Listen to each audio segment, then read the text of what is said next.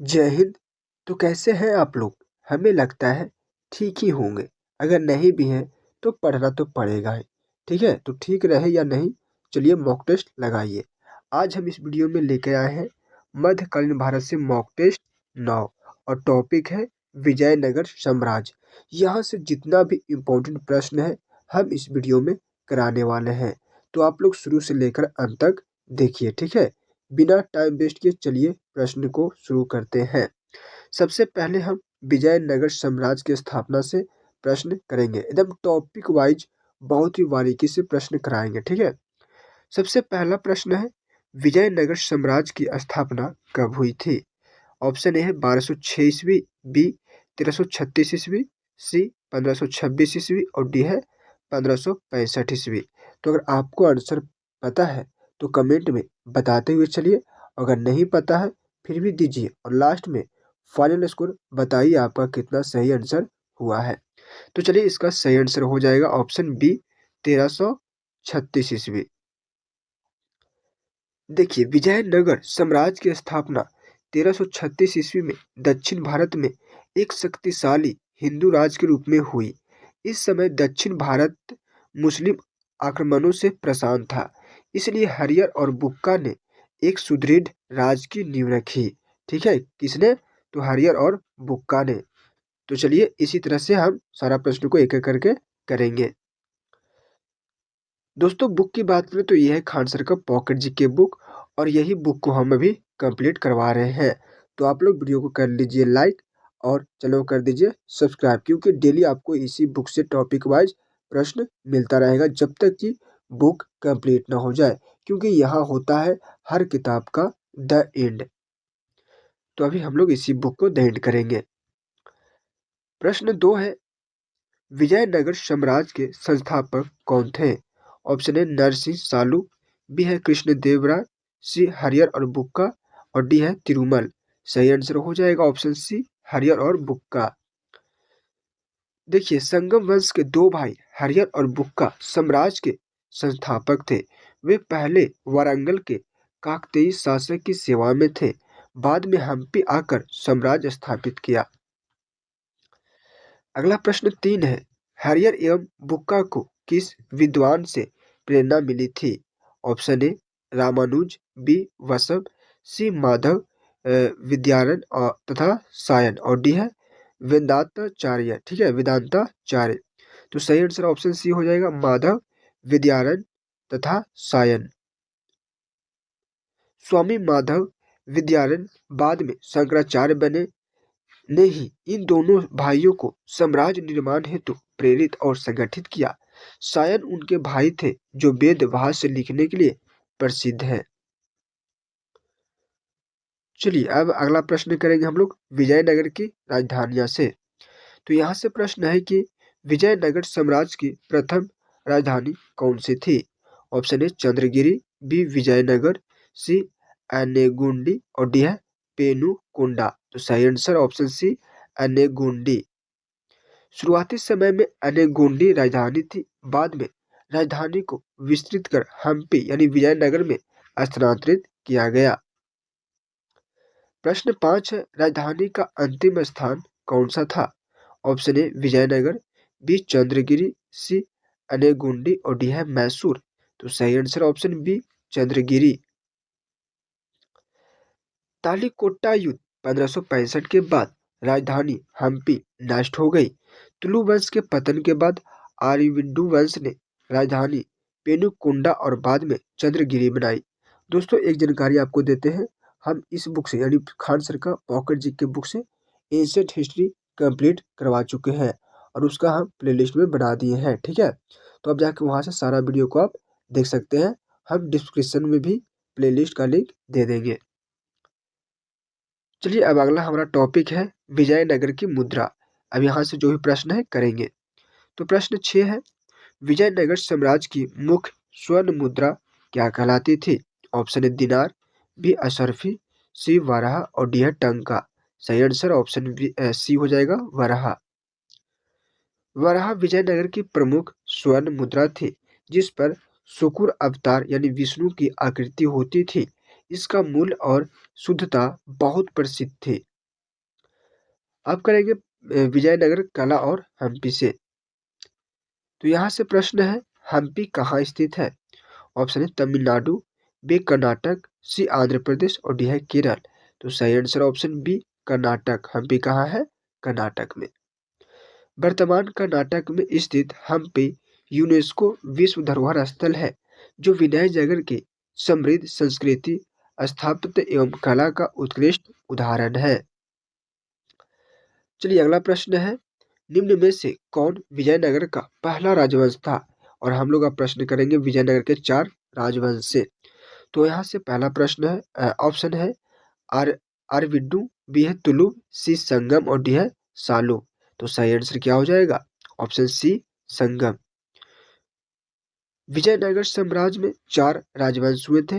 पहला संगम 1336 से 1485, दूसरा है सालू 1485 से 1505, तीसरा है तुलु 1505 से 1565 और चौथा है आरविड्डू 1570 से 1652।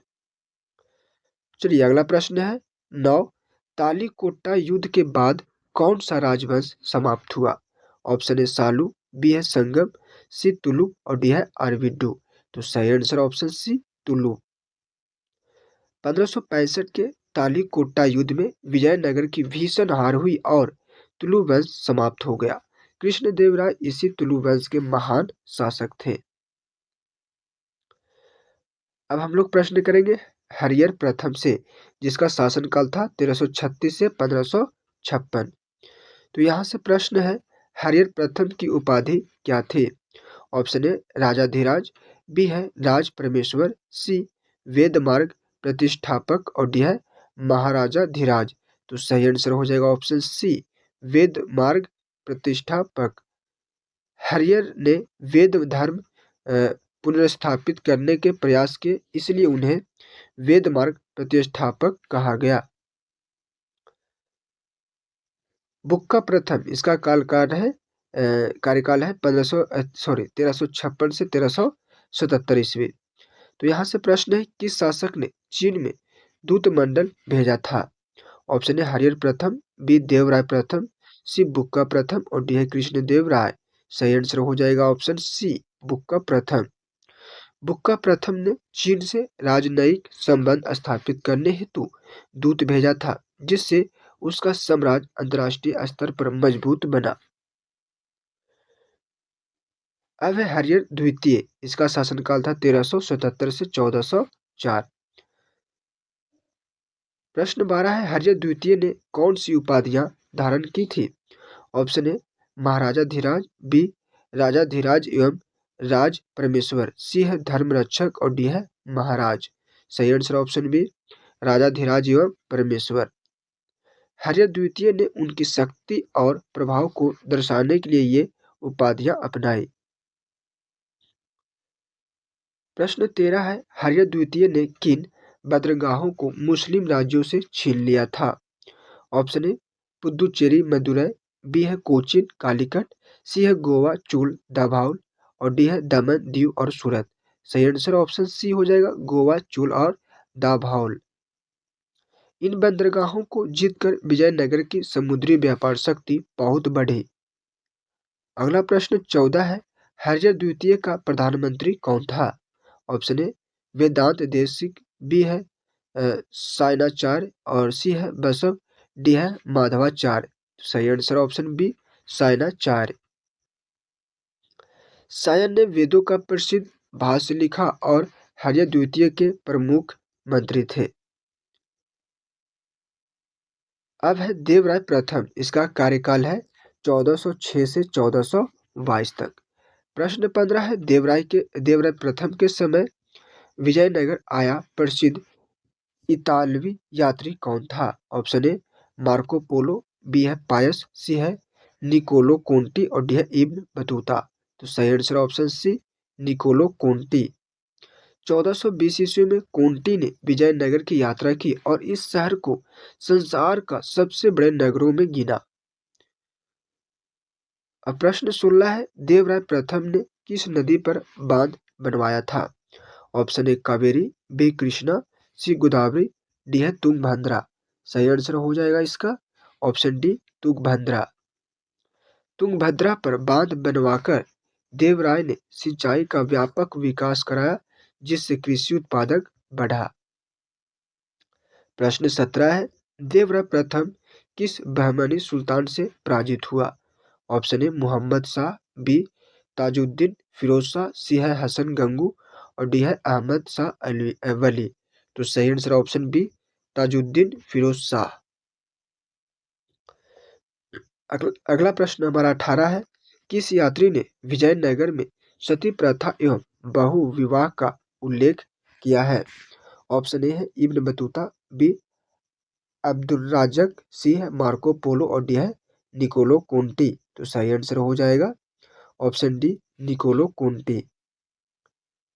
इतालवी यात्री निकोलो कोंटी 1420 ईस्वी ने विजयनगर राज्य में महिलाओं की सती प्रथा और राजवंशों में बहुविवाह का उल्लेख किया है।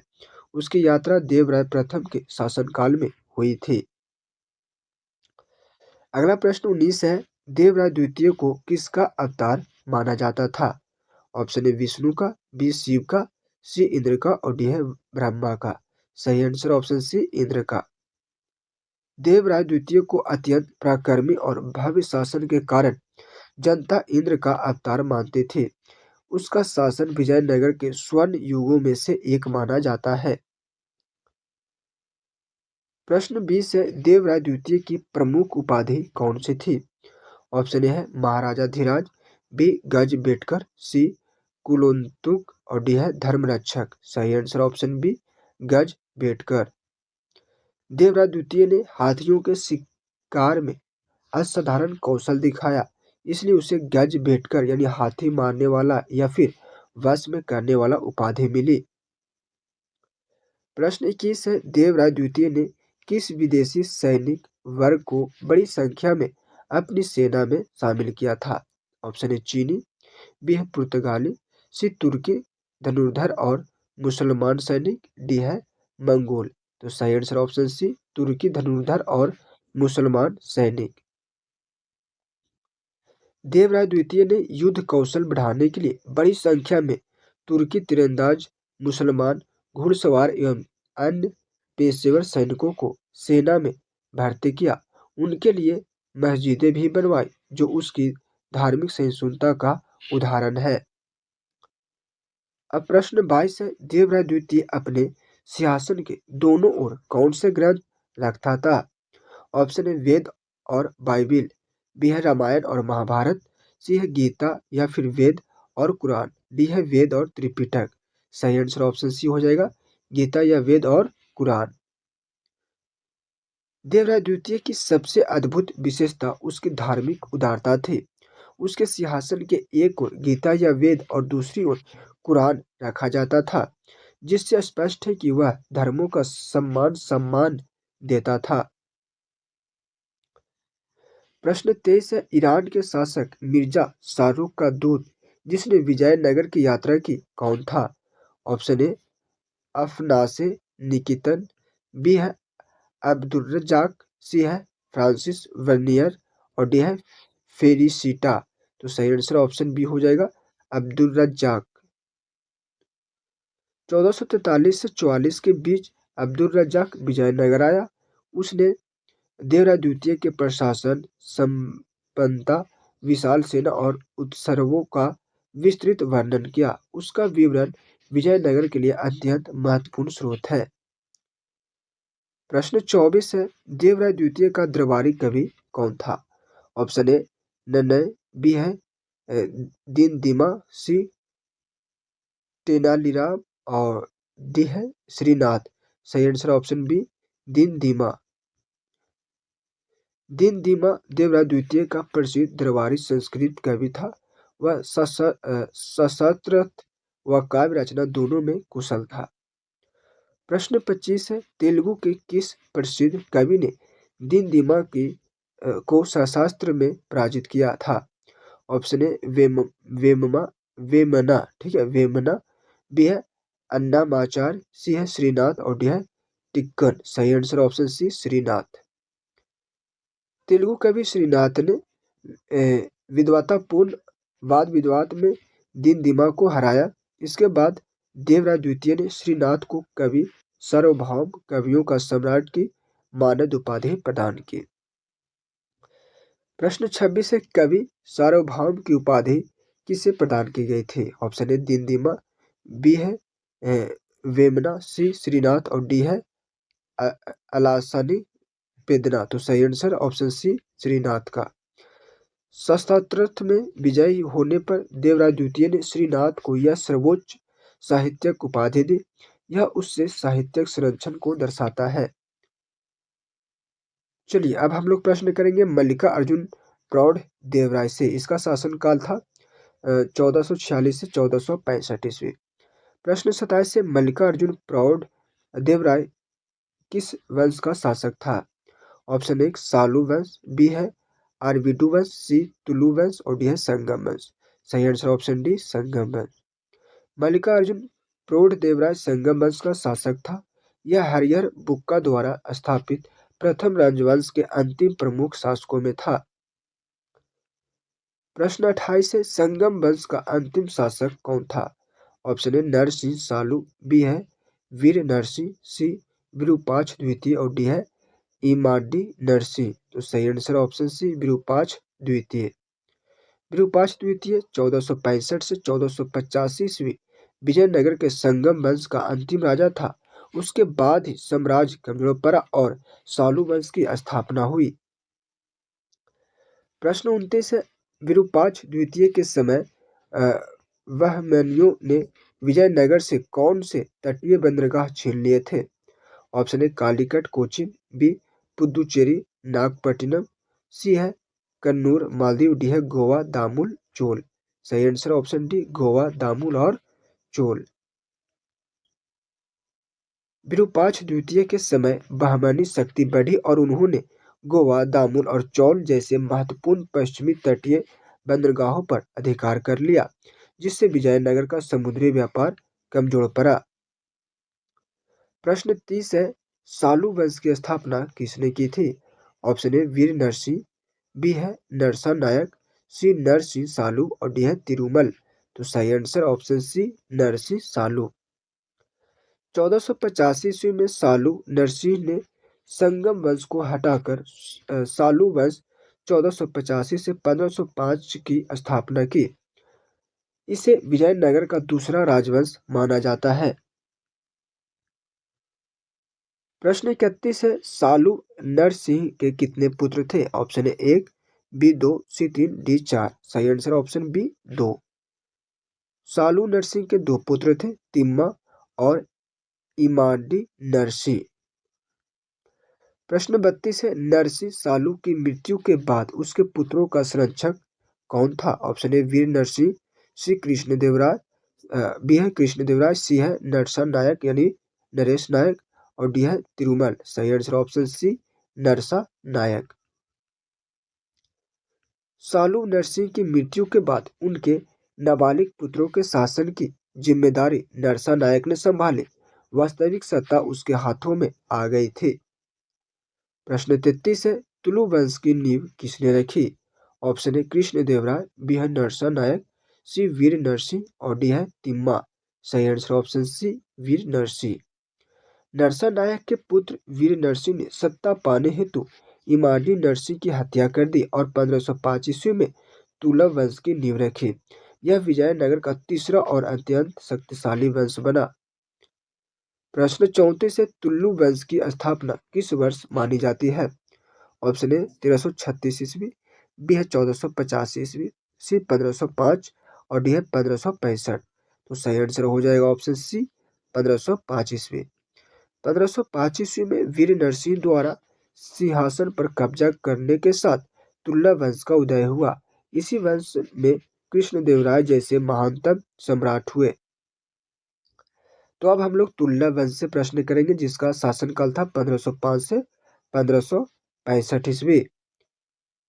चलिए प्रश्न 35 है यहाँ से, तुल्ला वंश का प्रथम शासक कौन था? ऑप्शन ए कृष्णदेवराय, बी है वीर नरसिंह, सी सदाशिवराय और डी है च्युत राय। ठीक है, तो यहाँ से का सही आंसर हो जाएगा ऑप्शन बी वीर नरसिंह।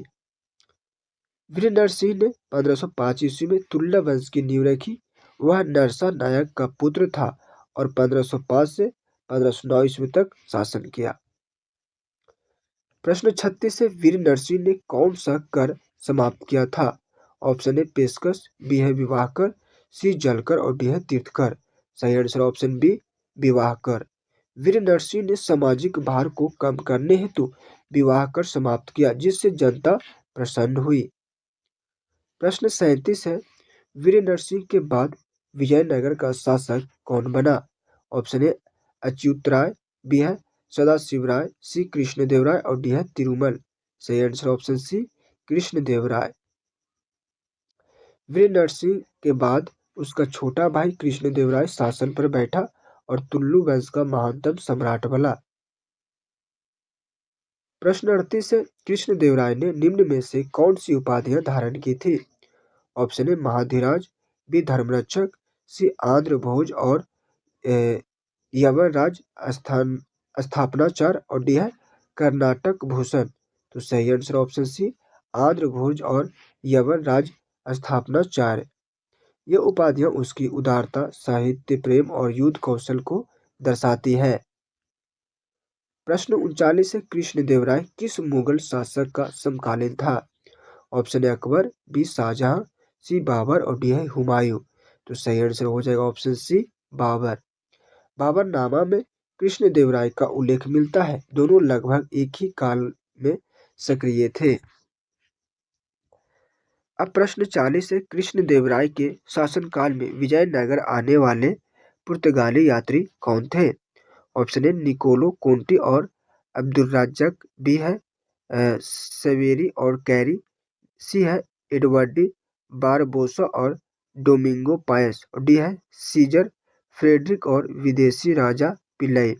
तो सही आंसर ऑप्शन सी हो जाएगा एडवर्डी बारबोसा और डोमिंगो पायस। दोनों पुर्तगाली यात्री थे जिन्होंने विजयनगर की समृद्धि और सैन्य शक्ति का वर्णन किया। अब अगला प्रश्न 41 है, कृष्णदेव राय का राजगुरु कौन था? ऑप्शन ए तेनालीराम, बी है व्यासराज और सी है पदेन, डी है नन्ने। तो सही आंसर ऑप्शन बी हो जाएगा व्यासराज। प्रश्न 42 है, अमुक्ता अमुक्त माल्यादा किसकी रचना है? तो सही ऑप्शन ऑप्शन हो जाएगा ए अच्युत राय, बी है पदेन, सी कृष्णदेव राय और डी है तिरुमल। सही आंसर ऑप्शन सी कृष्णदेव राय। अमुक्त माल्यादा एक तेलुगु राजनीतिक ग्रंथ है। इसी तरह कृष्णदेव राय ने संस्कृत में जाम्बवती कल्याणम और उषा परिणय की भी रचना की। प्रश्न 43 है, कृष्णदेव राय के दरबार के 8 तेलुगु कवियों को क्या कहा जाता है? ऑप्शन ए नवदुर्गा, बी नवरत्न, सी है सप्तऋषि और डी है अष्टदिग्गज। तो सही आंसर ऑप्शन डी अष्टदिग्गज ठीक है। अष्टदिग्गज तेलुगु साहित्य के महान कवि थे। इसमें अल्लासानी पदेन सबसे प्रमुख थे। प्रश्न 44 से कृष्णदेव राय द्वारा निर्मित नगर कौन सा था? Option A Chandragiri, B Vijayanagar, C हजार मंदिर और डी है होसपेट। तो सही answer option D Hospet. Krishnadeva Raya ने अपनी पत्नी की स्मृति में होसपेट बसाया। प्रश्न 45 है, कृष्णदेव राय ने किन प्रसिद्ध मंदिरों का निर्माण कराया था? ऑप्शन ए जगन्नाथ मंदिर, बी विठल स्वामी मंदिर, हजारा मंदिर और चिदम्बरम मंदिर, सी है कोणार्क मंदिर, डी है मनसा मंदिर। सही आंसर ऑप्शन बी हो जाएगा विठल स्वामी मंदिर, हजारा मंदिर और चिदम्बरम मंदिर। कृष्णदेव राय निर्माण कार्य के लिए प्रसिद्ध था। उसने विठल स्वामी मंदिर, हजारा मंदिर, चिदम्बरम मंदिर, बरदराज मंदिर, एकाम्बरनाथ मंदिर और ये सब का निर्माण कराया। ठीक है। प्रश्न 46 है, अच्युत राय के समय विजयनगर आने वाला पुर्तगाली यात्री कौन था? ऑप्शन ए है डोमिंगो पायस, बी है निकोलो कोंटी, सी नूनीज और ऑप्शन डी हो जाएगा अब्दुल रज्जाक। तो सही आंसर ऑप्शन सी नूनीज। अगला प्रश्न 47 है, तालीकोटा का युद्ध कब हुआ था? ऑप्शन ए 1526, बी है 1565, सी 1614, डी है 1505। सही आंसर ऑप्शन बी 1565। यह युद्ध दक्कन सल्तनतों और विजयनगर के बीच हुआ था। इसे दक्षिण का पानीपत भी कहा जाता है। प्रश्न 48 है, तालीकोटा युद्ध में विजयनगर सेना का नेतृत्व किसने किया था? Option A Achyuta Raya, B है तिरुमल, सी रामराय और डी है सदाशिव राय। सही आंसर हो जाएगा ऑप्शन सी रामराय। प्रश्न 49 है, तालीकोटा युद्ध का प्रत्यक्षदर्शी और ए फॉरगेटन एम्पायर का लेखक कौन था? ऑप्शन ए बारबोसा, बी है अब्दुल रज्जाक, सी सेवल और डी है सीजर फ्रेडरिक। तो सही answer option C सेवल।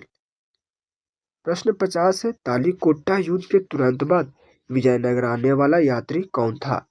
Option A Conti, B Caesar Frederick, B है सीजर फ्रेडरिक और सी है डोमिंगो पायस और डी है नूनीज। तो सही answer option B Caesar Frederick.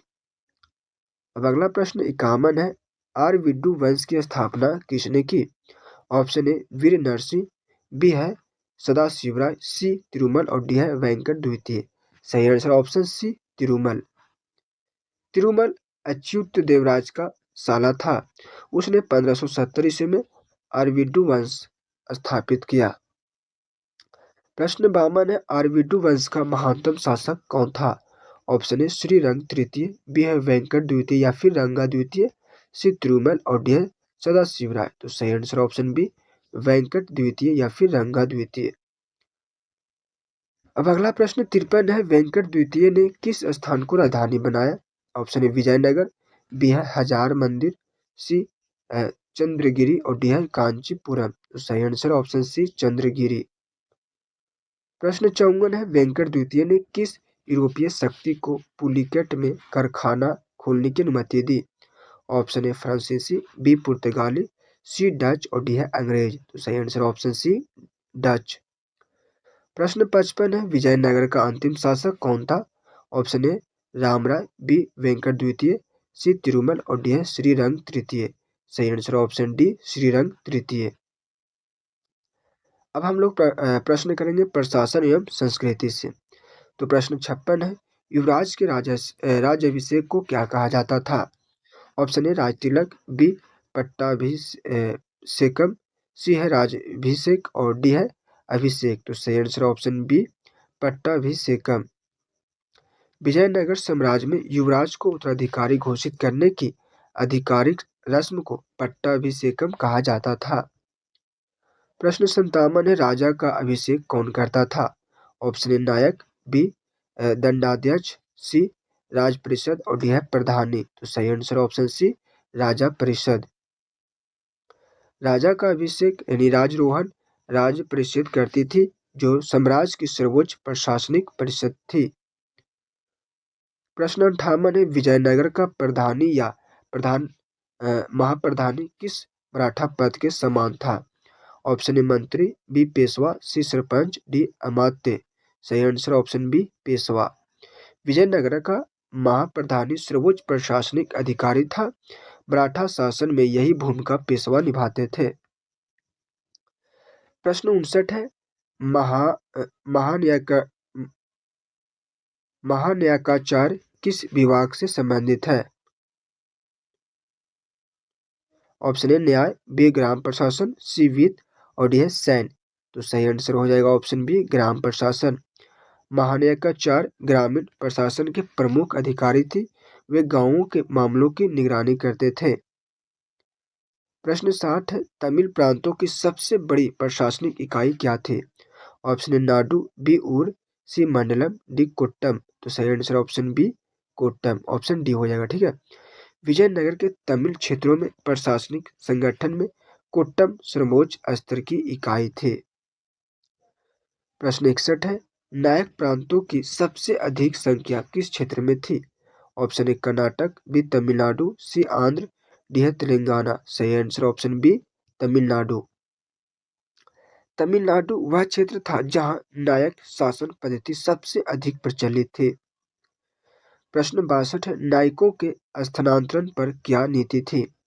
Option A कभी भी स्थानांतरण हो सकता था, बी स्थानांतरण दुर्लभ था। सी स्थानांतरण होता था लेकिन सीमित।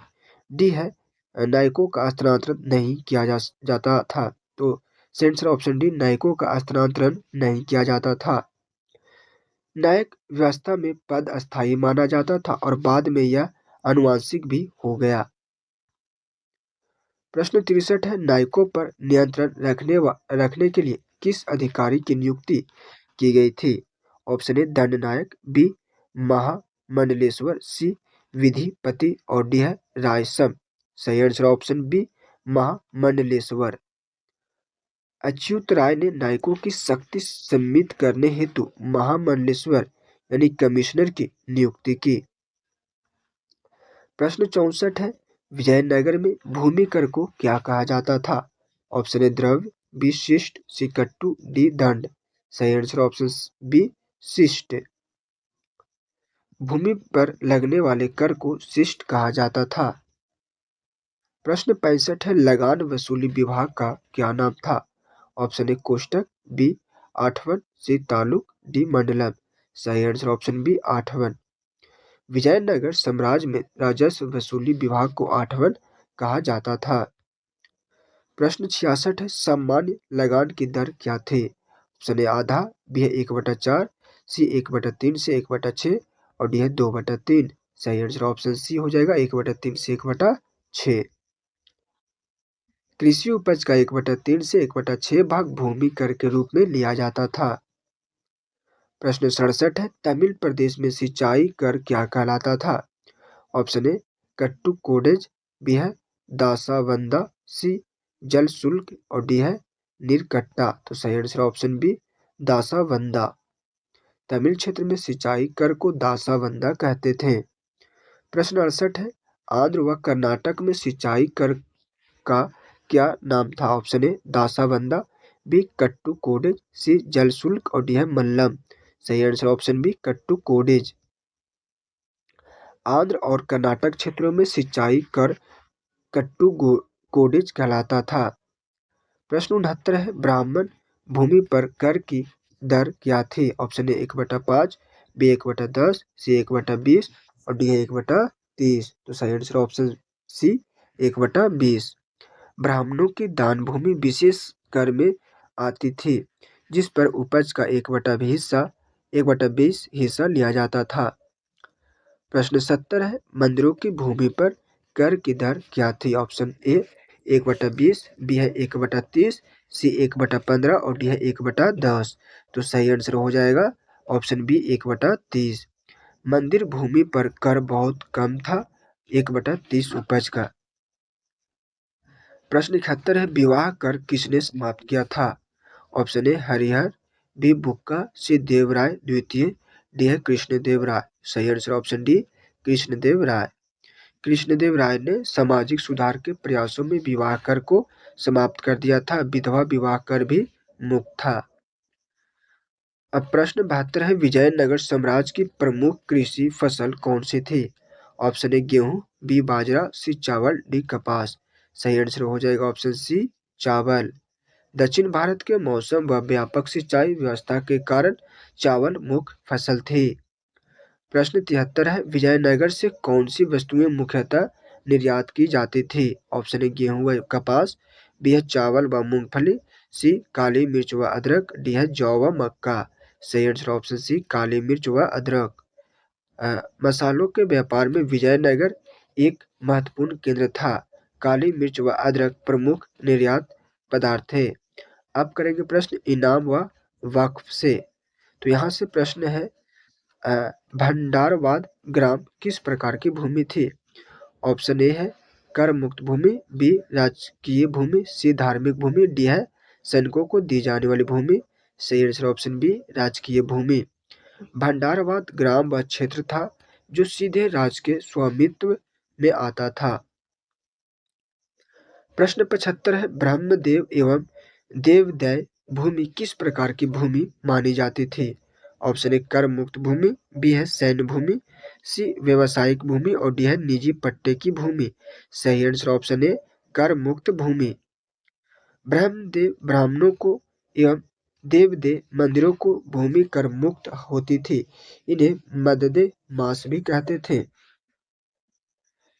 प्रश्न 76 है, कुटगी भूमि का अर्थ क्या है? ऑप्शन ए युद्ध भूमि, बी है पट्टे पर दी गई भूमि, सी है कर मुक्त दान भूमि और डी है अभयारण्य भूमि। तो सही आंसर ऑप्शन बी पट्टे पर दी गई भूमि। कुटगी वह भूमि थी जिसे किसान को निश्चित शर्तों पर पट्टे में दिया जाता था। प्रश्न 77 है, उपबोर्ल उपबोर्ल भूमि किसे कहते थे? ऑप्शन ए सेवाओं के बदले लगान मुक्त भूमि, बी है मंदिर भूमि, सी सरकारी भूमि, डी है सैनिक भूमि। सही आंसर ऑप्शन ए सेवाओं के बदले लगान मुक्त भूमि। उपबोर्ल भूमि ऐसी भूमि थी जिसे सेवा के बदले कर मुक्त दिया जाता था। प्रश्न 78 है, रक्त कौडागे भूमि किस अवसर पर दी जाती थी? ऑप्शन ए सैनिक भर्ती पर, बी है विशेष खेती करने पर, सी युद्ध में शीर्ष शौर्य दिखाने व वीरगति प्राप्त होने पर, डी है व्यापारियों को प्रोत्साहन हेतु। तो सही आंसर ऑप्शन सी युद्ध में शौर्य दिखाने या वीरगति प्राप्त होने पर। रक्त कौडैगे भूमि उन सैनिकों या परिवारों को दी जाती थी जिन्होंने युद्ध में वीरता या बलिदान दिखाया होता था। अब प्रश्न 79 है, विजयनगर का सबसे महत्वपूर्ण बंदरगाह कौन सा था? ऑप्शन ए तुतीकोरिन, बी है कालीकट यानी कोझिकोड, सी है कांची और डी है नागपट्टनम। तो सही answer option B Calicut. Vijayanagara साम्राज्य का प्रमुख अंतर्राष्ट्रीय बंदरगाह कालीकट था जो पश्चिमी घाट पर स्थित था। प्रश्न 80 है, विजयनगर से मुख्यतः किस वस्तु का निर्यात होता था? ऑप्शन ए मोती, बी चीनी, सी हीरे और डी है चांदी। सही आंसर ऑप्शन सी हीरे। विजयनगर क्षेत्र प्रसिद्ध हीरा खनन विशेषकर गोलकुंडा क्षेत्र के लिए जाना जाता था और हीरो का निर्यात किया जाता था। प्रश्न 81 है, विजयनगर में किस वस्तु का आयात होता था? ऑप्शन ए घोड़े, बी मोती, सी मूंगफली, डी जौ। सही आंसर हो जाएगा ऑप्शन बी मोती। मोती अरब व फारस की खाड़ी से आते थे तथा विजयनगर में मोती आयात किए जाते थे। प्रश्न 82 है, विजयनगर काल में मंदिरों को कौन से अधिकार प्राप्त थे? ऑप्शन ए राजनीतिक अधिकार, बी पूर्ण संप्रभुता, सी अधर्ध राजनैतिक व आर्थिक अधिकार, डी है कर वसूली का एकाधिकार। तो आंसर ऑप्शन सी अर्ध राजनैतिक व आर्थिक अधिकार। मंदिर भूमि के स्वामित्व, ऋण वितरण, कृषि विस्तार और जल प्रबंधन के केंद्र थे। इन्हें अर्ध राजनैतिक संस्थान की तरह मान्यता थी। प्रश्न 83 है, निम्न में से कौन सी आर्थिक गतिविधि मंदिरों से संबंधित नहीं थी? ऑप्शन ए भूमि का क्रय विक्रय, बी है ऋण देना, सी नहरें और कुएं बनवाना, डी है मुद्रा निर्माण। सही आंसर ऑप्शन डी मुद्रा निर्माण। मंदिर तथाकथित क्या है जी? मंदिर तथाकथित बैंक के रूप में कार्य करते थे लेकिन मुद्रा निर्माण राज का काम था। प्रश्न 84 है, विजयनगर का सबसे प्रसिद्ध स्वर्ण सिक्का कौन था? ऑप्शन ए तार, बी फनम, सी प्रताप और डी है वाराहा। सही आंसर ऑप्शन डी वाराहा। वाराहा विजयनगर का प्रमुख स्वर्ण सिक्का था जिसका वजन 52 ग्रेन था। प्रश्न 85 है, वाराह सिक्के को किस नाम से जाना जाता था? ऑप्शन ए तार, बी हून या फिर परदौस या फिर पगोड़ा, सी कर्ण और डी है अधका। तो सही आंसर ऑप्शन बी हो जाएगा हून, परदौस या फिर पगोड़ा। वाराह सिक्का विभिन्न क्षेत्रों में हून, परदौस या पगोड़ा नाम से भी प्रसिद्ध था। प्रश्न 86 है, प्रताप और फनम किस प्रकार के सिक्के थे? ऑप्शन ए चांदी के, बी तांबे के, सी सोने के छोटे सिक्के और डी है मिश्र धातु के। सही आंसर ऑप्शन सी सोने के छोटे सिक्के। प्रताप 26 ग्रेन और फनम 5.5 ग्रेन दोनों सोने के छोटे सिक्के थे। प्रश्न 87 है, विजयनगर के चांदी के छोटे सिक्कों को क्या कहा जाता था? ऑप्शन ए वाराह, बी तार, सी प्रताप, डी पगोड़ा। सही आंसर ऑप्शन बी तार। तार विजयनगर का छोटा चांदी का सिक्का था। अब हम लोग प्रश्न करेंगे विजयनगर शासकों के सिक्कों पर मुद्रित आकृतियां के बारे में। देखिए यहाँ से प्रश्न है कि हरिहर यानी कि हरिहर बुक्का के सिक्कों पर कौन सी आकृतियां मुद्रित थी। Option A Varaha, B Hanuman एवं गरुड़, सी उमा महेश्वर और डी है वेंकटेश। सही आंसर ऑप्शन बी हनुमान एवं गरुड़। विजयनगर के प्रारंभिक संगम वंश के संस्थापक हरिहर के सिक्कों पर हनुमान और गरुड़ की छवियां पाई जाती है। प्रश्न 89 है, तुल्लु वंश के सिक्कों पर कौन सी आकृतियां पाई जाती है थी। ऑप्शन ए बैल, गरुड़, उमा महेश्वर, वेंकटेश और बालाकृष्ण। बी है वाराह, सी है शंख और चक्र, डी नंदी। सही आंसर ऑप्शन ए बैल, गरुड़, उमा महेश्वर, वेंकटेश और बालकृष्ण। देखिए दुर्लभ वंश कृष्णदेव व उसके उत्तराधिकारी के सिक्कों पर शैव व वैष्णव दोनों प्रतीक मिलते हैं। प्रश्न 90 है, अरविडु वंश के सिक्कों पर क्या मुद्रित था। ऑप्शन ए बैल, बी है वेंकटेश शंख या चक्र, सी है हनुमान, डी है शिवलिंग। सही आंसर ऑप्शन बी वेंकटेश शंख और चक्र। अरविडु वंश विजयनगर का अंतिम वंश के सिक्कों पर वैष्णव प्रतीक वेंकटेश शंख चक्र प्रमुख थे। प्रश्न 91 है, सदाशिव राय के सिक्कों पर मुख्यतः किसकी आकृति थी। Option A Vishnu, B Lakshmi Narayan, C Uma Maheshwar, D Balakrishna. सही answer option B Lakshmi Narayan. Sadashiv Raya के सिक्कों पर लक्ष्मी नारायण की संयुक्त मूर्ति अंकित मिलती है। प्रश्न 92 है, तिरुमल के सिक्के पर कौन सा चित्र प्रमुख था। ऑप्शन ए वाराह यानी सुअर का, बी नंदी, सी गरुड़ और डी है हनुमान। सही आंसर ऑप्शन ए वाराह।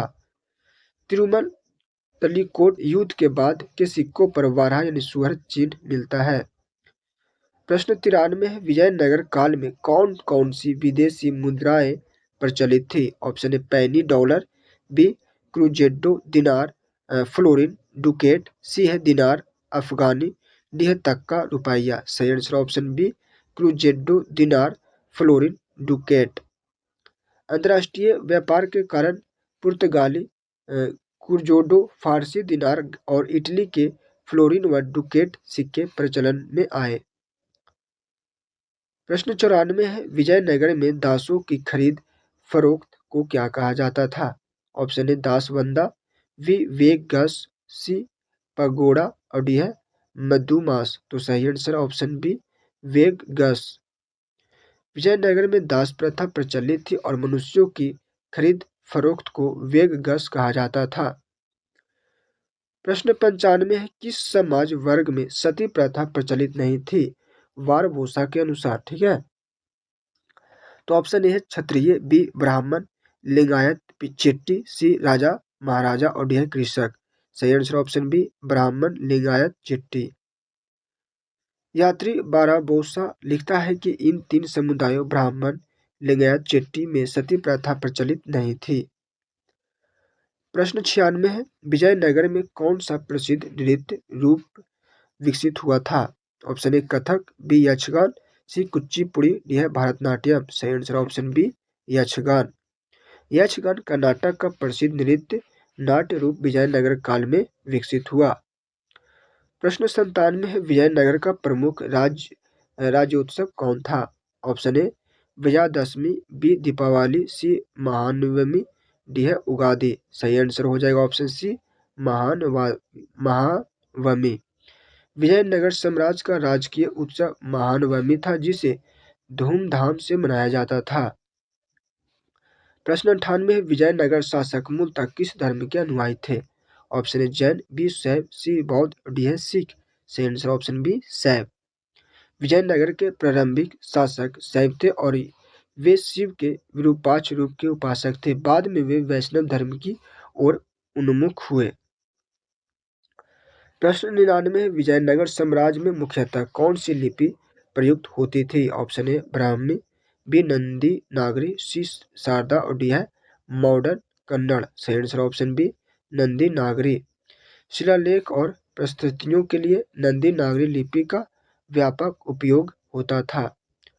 प्रश्न 100 है, पदेन को किस उपाधि से सम्मानित किया गया था। ऑप्शन ए आंध्र कवि सार्वभौम, बी है कन्नड़ कविरत्न, सी तेलुगु काव्य पितामह, डी है संस्कृत महाकवि। सही आंसर ऑप्शन सी तेलुगु काव्य पितामह।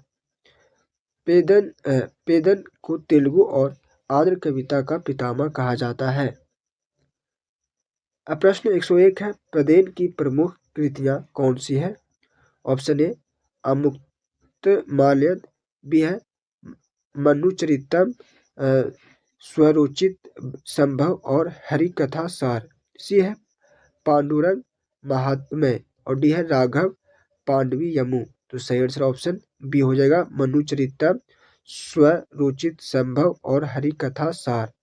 ये तीनों ग्रंथ पेदन की महत्वपूर्ण रचनाएं हैं। प्रश्न 102 है, तेलुगु के 5 महाकाव्यों में से मनुचरितम किसने लिखा? Option A Tenaliram, B Peddana, C Bhattamurti, D है कृष्णदेव राय। सही आंसर ऑप्शन डी पेदन। प्रश्न 103 है, पांडुरंग महात्म्य किसकी रचना है? Option A Krishnadeva Raya, B Peddana, C Tenaliram और डी है पिंगली सूरत। सही आंसर ऑप्शन सी तेनालीराम। प्रश्न 104 है, वसु चरित्र के रचयिता कौन है? Option A Bhattamurti, B Peddana, सी कृष्णदेवराय और डी है तेनालीराम। सही आंसर ऑप्शन ए भट्टमूर्ति। अब प्रश्न 105 है, अमुक्तमाल्यदा किसकी प्रसिद्ध रचना है? ऑप्शन ए भट्टमूर्ति, बी है कृष्णदेवराय, सी पिंगली सूरत, डी पेदन। सही आंसर ऑप्शन बी कृष्णदेव राय। प्रश्न 106 है, राघव पांडवी यमु के लेखक कौन है? Option A Pingali Surana, B Krishnadeva Raya, C Tenaliram, D Peddana. सही आंसर ऑप्शन ए पिंगली सूरत। अब है अष्ट दिग्गज से प्रश्न करेंगे। प्रश्न 107 है, परिजात हरनम, ठीक है, परिजात हरनम काव्य किस अष्ट दिग्गज कवि की रचना है? Option A Mallana, B Nandi Timma, C धुरजती और डी है अलसनी पेदन। तो सही आंसर ऑप्शन बी नंदितम यानी नंदी तिम्मा कृष्णदेव राय के दरबार के प्रमुख अष्टदिग्गज थे। परिजात हरनम उनकी प्रतिनिधि कृति है जिसमें कृष्ण द्वारा परिजात वृक्ष लाने की कथा का वर्णन है। यह काव्य शैली और भक्ति तत्व के कारण तेलुगु साहित्य में अत्यंत महत्वपूर्ण माना जाता है। प्रश्न 108 है, राजशेखर चरितम किस कवि द्वारा रचित है? Option A Mallana, B Nannaya, C Dhurjati और डी है पिंगली सूरत राघव। सही answer option A Mallana. Mallana अष्टदिग्गजों में सम्मिलित विद्वान थे। उनकी प्रसिद्ध रचना राजशेखर चरितम, जिसमें काव्यात्मक शैली और समकालीन समाज राजनीति का सुंदर चित्रण मिलता है। प्रश्न 109 है, मांडवियम काव्य के लेखक कौन है? Option A Bhattamurti, B Pingali Surana Raghava, C Tenaliram, D है अलसनी पेदम। तो सही आंसर हो जाएगा ऑप्शन बी पिंगली सूरत राघव। पिंगली सूरत राघव ने पांडवियम की रचना की, जो महाभारत से प्रेरित काव्य कथा है। वे कृष्णदेव राय के समकालीन साहित्यकारों में एक महत्वपूर्ण नाम है। प्रश्न 110 है, नर शंभुपाल्यम किस कवि की कृति है? Option A Bhattamurti, B Dhurjati, C Tenaliram, D Nannaya. सही आंसर ऑप्शन ए भट्टमूर्ति। भट्टमूर्ति अष्टदिग्गजों में अत्यंत प्रसिद्ध कवि थे। उनकी कृति नरसिंह भूपालियम राजा नरसिंह यानी नरस भूपाल को समर्पित है। साथ ही उन्होंने हरिश्चंद्र लोपाख्यानम क्या है जी लोपाख्यानम भी लिखा है। अब प्रश्न 111 है, तेनालीराम किस कृति के लिए प्रसिद्ध है? ऑप्शन ए कृष्ण पांडवीय, बी है कृष्ण पांडुरंग महामय और सी है हरिकथासार, डी कलहस्ती महामत्य। तो सही answer option B Krishna Panduranga Mahatmyam. Tenaliram Krishna अष्टदिग्गजों में हास्य विनोद शैली के लिए प्रसिद्ध थे। उनकी कृति कृष्ण पांडुरंग महात्म्य अत्यंत प्रसिद्ध है, जिसमें भक्ति काव्य लोक शैली का मिश्रण मिलता है। प्रश्न 112 है, मन्नु चरितम और हरिकथासार किस कवि की रचना है? ऑप्शन ए अल्ली सनी पेदन, बी धुरजती, सी नन्या और डी है तेनालीराम। सही आंसर ऑप्शन ए अल्ली सनी पेदेन। अल्ली सनी पेदन अष्टदिग्गजों में कविता पितामह माने जाते हैं। उनकी महान कृति मन्नु चरितम तेलुगु साहित्य की सर्वोत्तम प्रबंध काव्य रचना कहलाती है। हरिकथा सार की उनकी महत्वपूर्ण कृतियों में से एक है। प्रश्न 113 है, कलहस्ती महात्यम किस कवि की रचना है? ऑप्शन ए मल्लन, बी अलसनी पेदन और डी है धुरजती। ऑप्शन सी धुरजती और डी है भट्ट मूर्ति। तो सही आंसर ऑप्शन सी धुरजती। धुरजती कृष्णदेवराय दरबार के अष्टदिग्गजों में अत्यंत विद्वान व शिव भक्त कवि थे। उनकी प्रमुख रचना कलहस्ती महात्म्य शिव भक्ति से परिपूर्ण महाकाव्य है। प्रश्न 114 है, सकल कथासागर संग्रह और समावेद्यम के लेखक कौन है? ऑप्शन ए अच्युतराज, बी धुरजती, सी नन्या और डी है अलसनी पेदन। सही आंसर ऑप्शन ए अच्युतराज। अच्युतराज अष्टदिग्गज मंडल से जुड़े कवि थे। उनकी प्रसिद्ध रचनाएं रामाभ्युदयम और सकल कथासागर संग्रह है। ये ग्रंथ पौराणिक कथाओं पर आधारित है। प्रश्न 115 है, महाभारत का तेलुगु अनुवाद किन कवियों ने किया? Option A Tenaliram Peddana, B Nannaya Tikkana Errapragada, C है मल्लन थीम और डी है धुरजती भट्ट मूर्ति। सही आंसर ऑप्शन बी हो जाएगा नन्या टिकाना और एयर प्रगड़ा। तेलुगु महाभारत अनुवाद के कवि त्रयी ने पूर्ण किया, नन्या टिकाना और एयर प्रगड़ा। इन तीनों ने मिलकर पूर्ण महाभारत का तेलुगु भाषा में अनुवाद किया। प्रश्न 116 है, अभिज्ञान शकुंतलम का तेलुगु अनुवाद किसने किया? Option A Errapragada, B Veerabhadra, C Tikkana, C और डी है तेनालीराम। सही answer option B Veerabhadra. Veerabhadra ने महाकवि कालिदास की प्रसिद्ध संस्कृत रचना अभिज्ञान शकुंतलम का तेलुगु में अनुवाद किया। वो उस समय के विद्वत समाज में अत्यंत प्रशंसित हुआ। प्रश्न 117 है, विजयनगर साम्राज्य में कौन सा वाद्ययंत्र सबसे लोकप्रिय था? मृदंग, बांसुरी, वीणा या फिर डी हो जाएगा सितार। सही आंसर ऑप्शन सी वीणा। विजयनगर साम्राज्य के धार्मिक, सांस्कृतिक और दरबारी संगीत में वीणा का विशेष स्थान था। यह दरबारी संगीत का प्रतीक मानी जाती है। प्रश्न 118 है, कृष्णदेवराय का दरबारी संगीतकार कौन था? Option A Tenaliram, B Bhatta Murthy, C Lakshmi Narayan, D है मल्लन। सही answer option C Lakshmi Narayan. Krishnadevaraya के महल में संगीत कला अत्यधिक विकसित थी। दरबार का प्रमुख संगीत लक्ष्मी नारायण था, जो वीणा बजाने में भी निपुण था। प्रश्न 119 है, तिरुपति मंदिर में किन किन की मूर्तियां स्थापित है? ऑप्शन ए कृष्णदेवराय एवं उनकी रानियां, बी है अलसनी पेदन, सी धुरजती और भट्ट मूर्ति, डी है टिकाना और नैन्या। तो सही आंसर ऑप्शन ए हो जाएगा कृष्णदेवराय, तिरुमल्ला देवी, चिंता देवी तथा वेंकट प्रथम। कृष्णदेवराय ने तिरुपति मंदिर में भव्य दान व निर्माण करवाया था, इसलिए वहां उनकी पत्नियां तिरुमल्ला देवी, चिंता देवी तथा वेंकट प्रथम की मूर्तियां आज भी विराजमान है। प्रश्न 120 है, कनककुत्रु महल कहाँ स्थित है? Option A Hyderabad, B Thiruvananthapuram, C Tripura और डी है चेन्नई। सही answer option B Thiruvananthapuram. Kanakakunnu महल तिरुवनंतपुरम यानी केरल में स्थित एक प्राचीन ऐतिहासिक महल है। प्रश्न 121 है, चोमहल्ला महल कहाँ स्थित है? चोमहल्ला महल कहाँ स्थित है? Option A Thiruvananthapuram, B Agartala, C Hyderabad, D है मैसूर। सही आंसर ऑप्शन सी हैदराबाद।